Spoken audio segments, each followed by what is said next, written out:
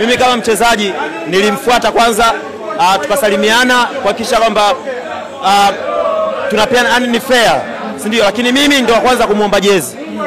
Mimi ndio kwanza kumuomba jezi kwa sababu pia ni mchezaji mzuri. Nafikiri kila mtu anafahamu ni mchezaji wa aina gani. Kwa hiyo nilimfuata kumuomba jezi kuhakikisha kwamba nakuwa na kumbukumbu yake pia. Wakati mnakuja hapa Afrika Kusini, tulipata nafasi ya kuzungumza mimi na wewe. Ukasema tunaenda finali. Uhakika ulitokana na nini? Uhakika ulitokana na maandalizi ambayo tunayafanya kila siku. Niliamini pia huku South Africa mashabiki wetu wa Tanzania wapo wengi sana watakuja kusupport, na ndicho ambacho mezani mmekiona leo. Walikopo wengi wametusupport kuanzia dakika ya kwanza mpaka 90.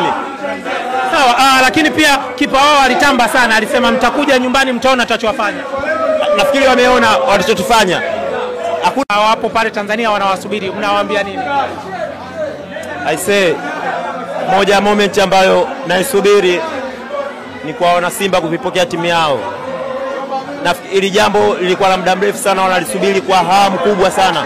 Hatimaye tumefika finali, naamini wataipokea kwa shangwe na kuhakikisha kwamba tunakwenda kuchukua kombe hili. Shukrani.